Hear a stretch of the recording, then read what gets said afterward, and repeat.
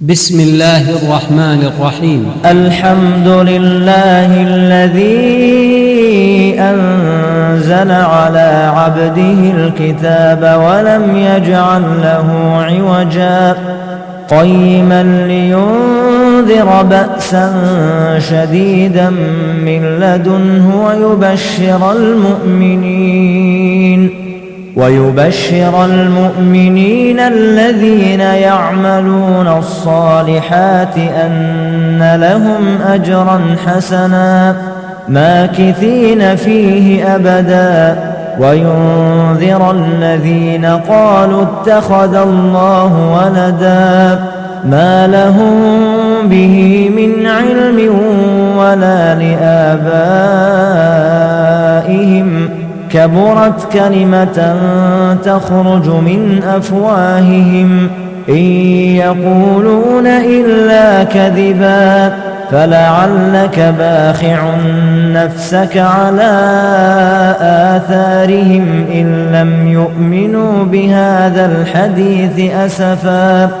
إنا جعلنا ما على الأرض زينة لها لنبلوهم أيهم أحسن عملا وإنا لجاعلون ما عليها صعيدا جرزا أم حسبت أن أصحاب الكهف والرقيم كانوا من آياتنا عجبا إذ أوى الفتية إلى الكهف فقالوا ربنا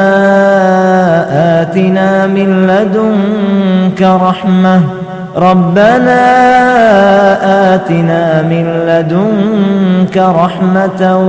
وهيئ لنا من أمرنا رشدا فضربنا على آذانهم في الكهف سنين عددا ثم بعثناهم لنعلم أي الحزبين أحصى لما لبثوا أمدا نحن نقص عليك نبأهم بالحق إنهم فتية آمنوا بربهم وزدناهم هدى وربطنا على قلوبهم إذ قاموا فقالوا ربنا رب السماوات والأرض لن ندعو من دونه إلها لقد قلنا إذا شططا هؤلاء قومنا اتخذوا من دونه آلهة لولا يأتون عليهم بسلطان بين فمن أظلم ممن افترى على الله كذبا وإذ اعتزلتموهم وما يعبدون إلا الله فأووا إلى الكهف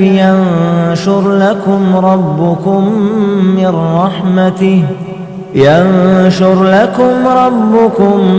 من رحمته ويهيئ لكم من أمركم مرفقا وترى الشمس إذا طلعت تزاور عن كهفهم ذات اليمين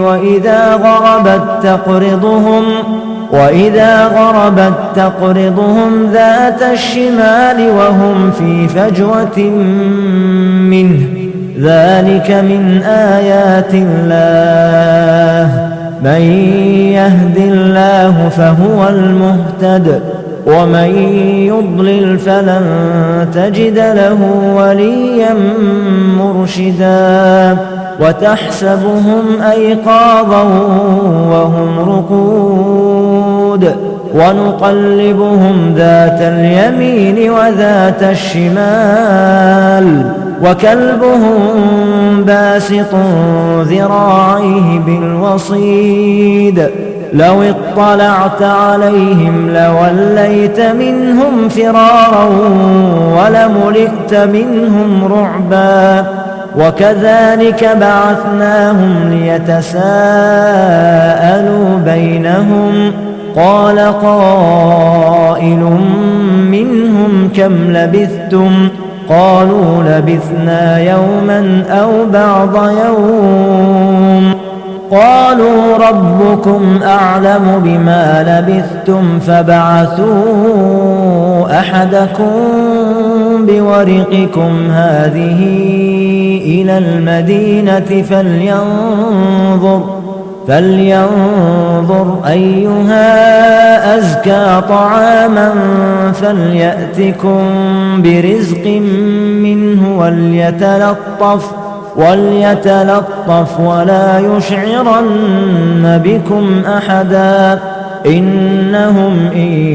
يظهروا عليكم يرجموكم أو يعيدوكم في ملتهم ولن تفلحوا إذا أبدا وكذلك أعثرنا عليهم ليعلموا أن وعد الله حق وأن الساعة لا ريب فيها إذ يتنازعون بينهم أمرهم فقالوا ابنوا عليهم بنيانا ربهم أعلم بهم قال الذين غلبوا على أمرهم لنتخذن عليهم مسجدا سيقولون ثلاثة رابعهم كلبهم ويقولون خمسة سادسهم كلبهم رجما بالغيب ويقولون سبعة وثامنهم كلبهم قل ربي أعلم بعدتهم ما يعلمهم إلا قليل فلا تمار فيهم إلا مراء ظاهرا ولا تستفت فيهم منهم أحدا ولا تقولن لشيء إني فاعل ذلك غدا إلا أن يشاء الله واذكر ربك إذا نسيت وقل عسى أن يهديني ربي لأقرب من هذا رشدا ولبثوا في كهفهم 300 سنين وازدادوا 9 قل الله أعلم بما لبثوا له غيب السماوات والأرض أبصر به وأسمع ما لهم من دونه من ولي ولا يشرك في حكمه أحدا واتل ما أوحي إليك من كتاب ربك لا مبدل لكلماته ولن تجد من دونه ملتحدا واصبر نفسك مع الذين يدعون ربهم بالغداة والعشي يريدون وجهه ولا تعد عيناك عنهم تريد زينة الحياة الدنيا ولا تطع من أغفلنا قلبه عن ذكرنا واتبع هواه وكان أمره فرطا وقل الحق من ربكم فمن شاء فليؤمن ومن شاء فليكفر إنا أعتدنا للظالمين نارا أحاط بهم سرادقها وإن يستغيثوا يغاثوا بماء كالمهل يشوي الوجوه بئس الشراب وساءت مرتفقا إن الذين آمنوا وعملوا الصالحات إنا لا نضيع أجر من أحسن عملا أولئك لهم جنات عدن تجري من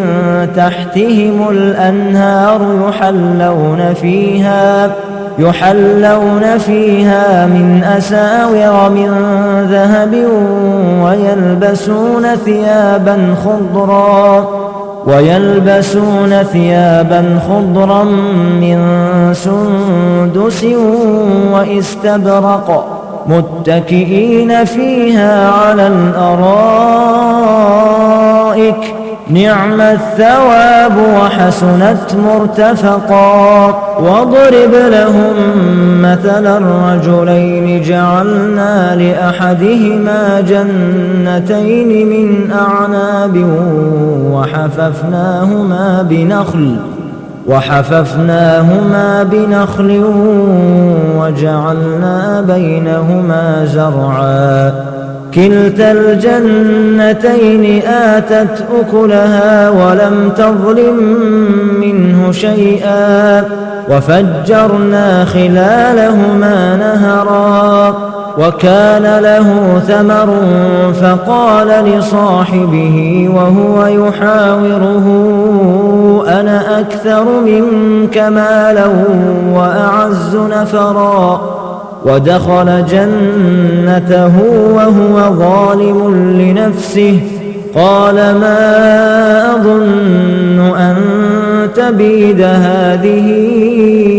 أبدا وما أظن الساعة قائمة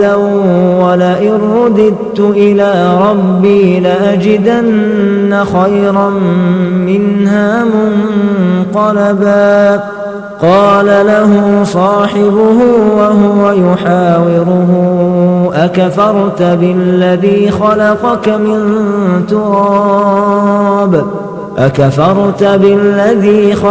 من تراب ثم من نطفة ثم سواك رجلا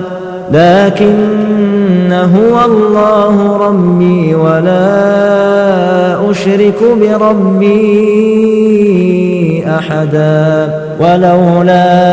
إذ دخلت جنتك قلت ما شاء الله لا قوة إلا بالله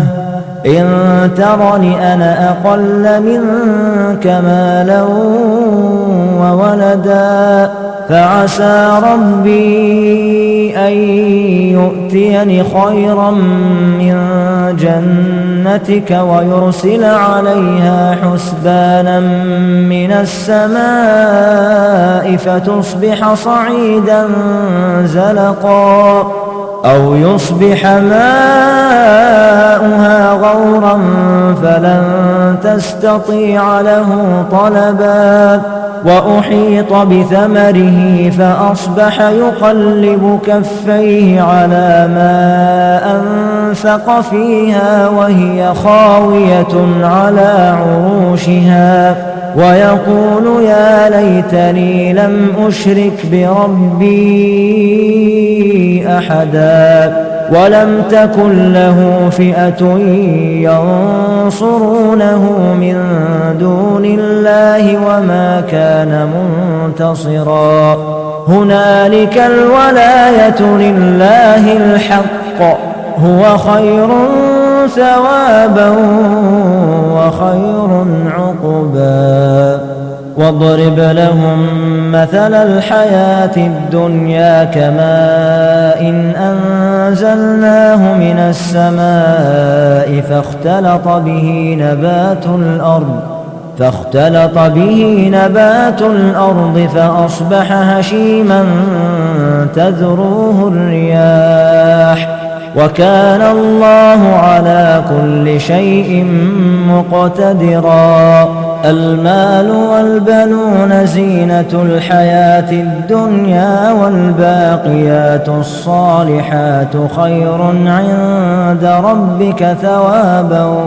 وخير أملا. ويوم نسير الجبال وترى الأرض بارزة وحشرناهم فلم نغادر منهم أحدا وعرضوا على ربك صفا لقد جئتمونا كما خلقناكم أول مرة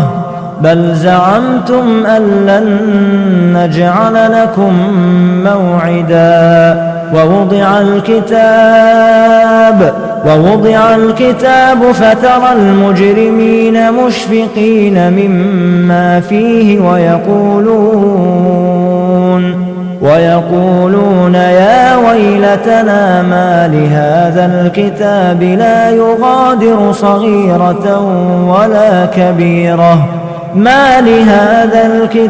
لا يغادر صغيرة ولا كبيرة إلا أحصاها ووجدوا ما عملوا حاضرا ولا يظلم ربك أحدا وإذ قلنا للملائكة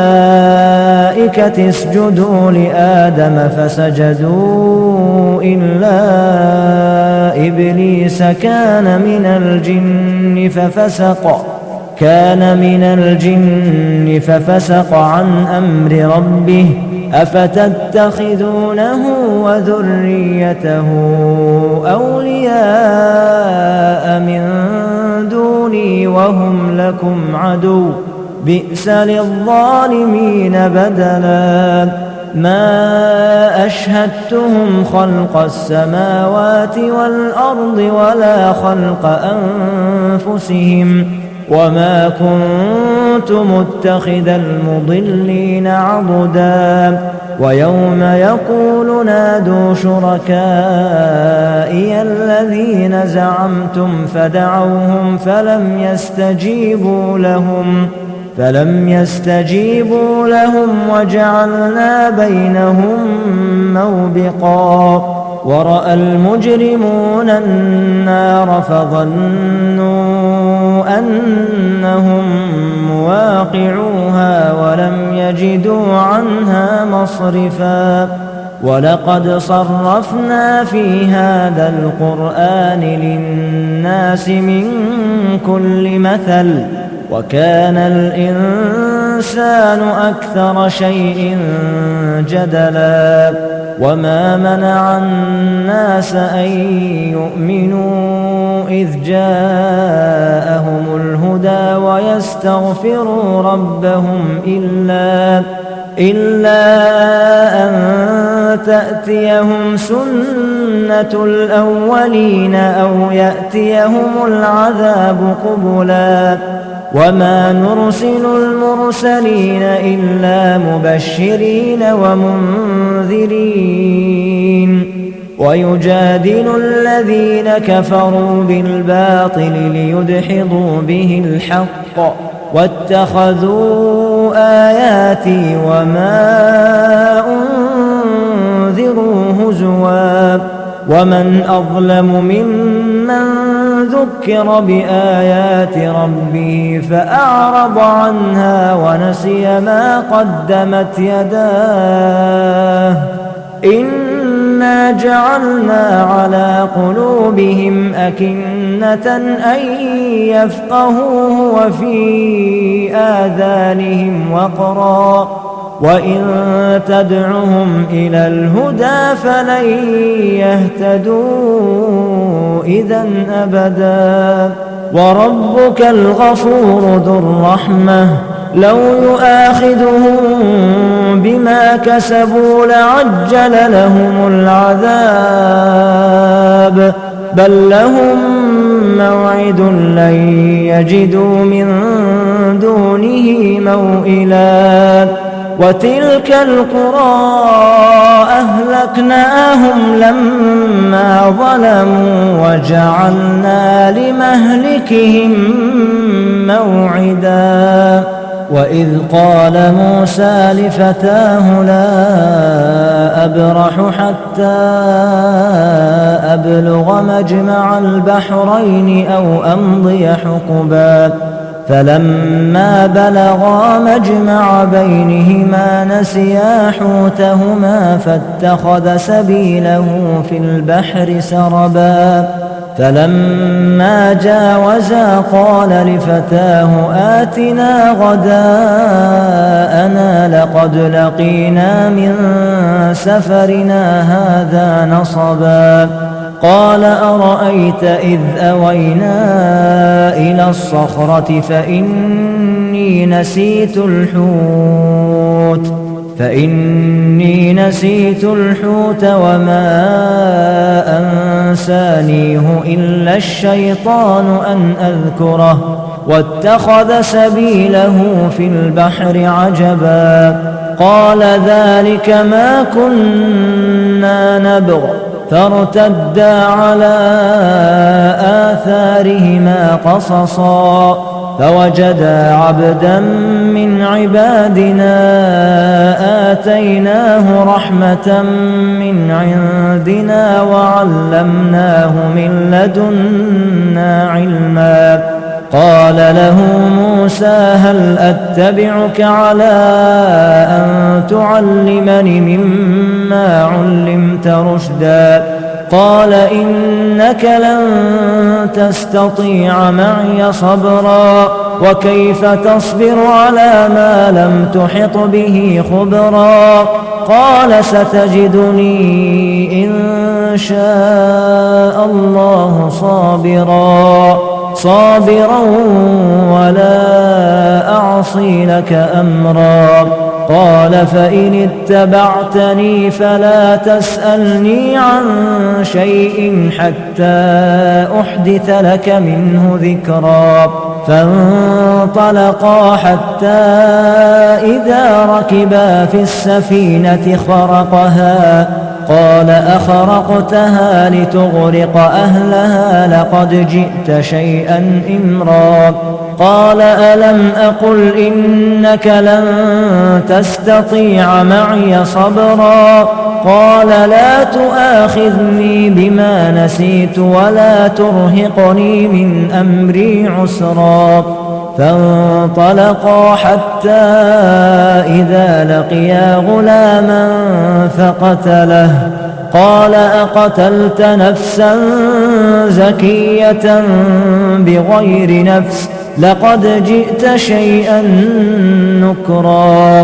قال ألم أقل لك إنك لن تستطيع معي صبرا قال إن سألتك عن شيء بعدها فلا تصاحبني قد بلغت من لدني عذرا فانطلقا حتى إذا أتيا أهل قرية استطعما أهلها فأبوا أن يضيفوهما فوجدا فيها جدارا يريد أن ينقض فأقامه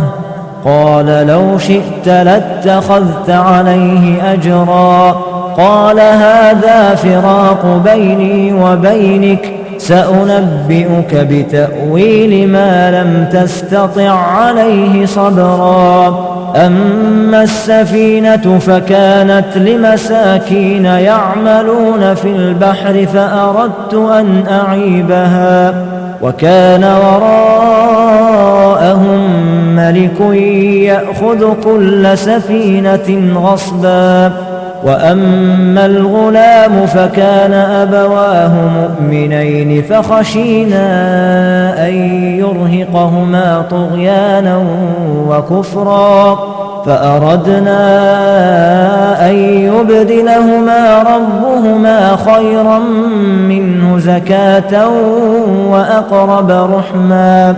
وأما الجدار فكان لغلامين يتيمين في المدينة وكان تحته كنز لهما وكان أبوهما صالحا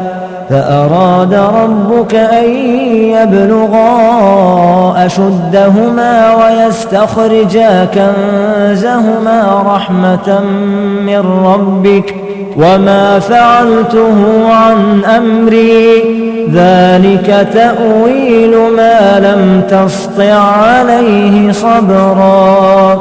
ويسألونك عن ذي القرنين قل سأتلو عليكم منه ذكرا إنا مكنا له في الأرض وآتيناه من كل شيء سببا فأتبع سببا حتى إذا بلغ مغرب الشمس وجدها تغرب في عين حمئة ووجد عندها قوما قلنا يا ذا القرنين إما أن تعذب وإما أن تتخذ فيهم حسنا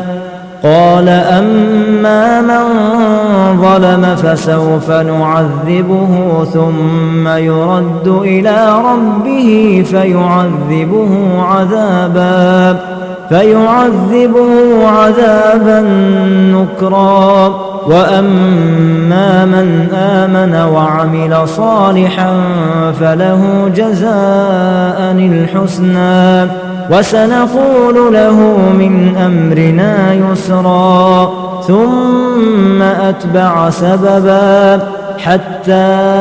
إذا بلغ مطلع الشمس وجدها تطلع على قوم لم نجعل لهم من دونها سترا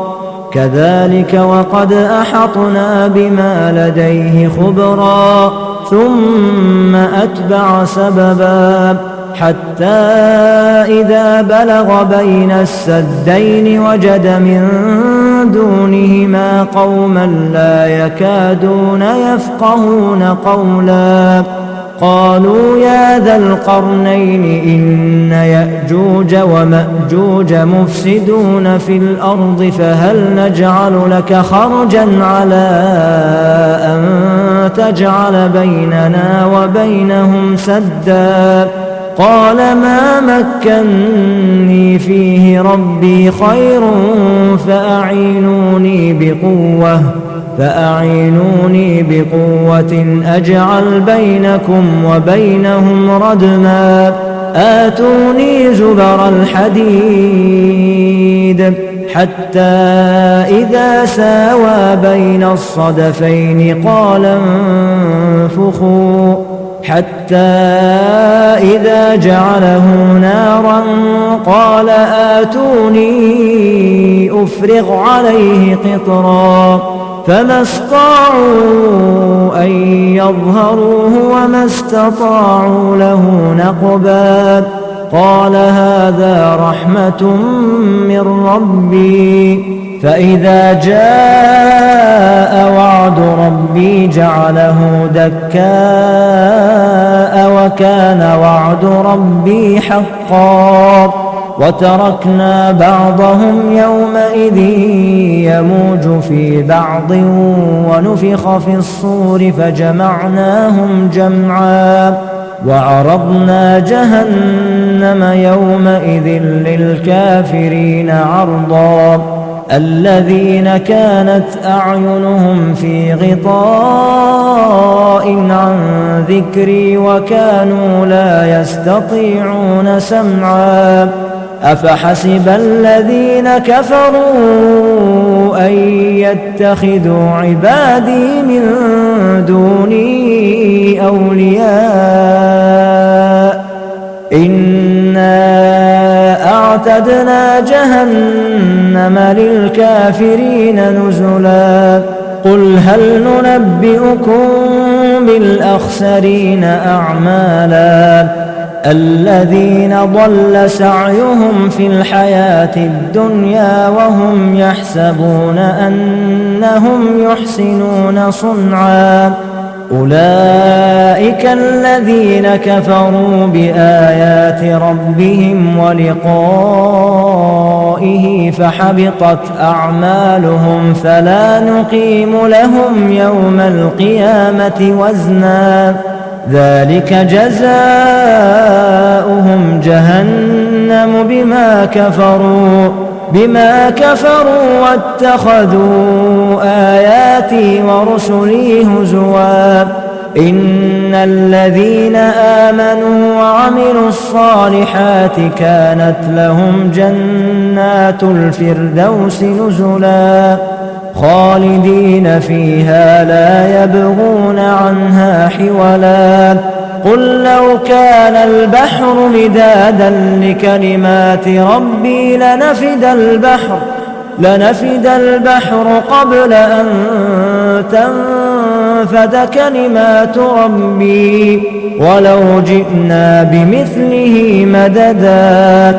قل إنما أنا بشر مثلكم يوحى إلي أنما إلهكم إله واحد فمن كان يرجو لقاء ربه فليعمل عملا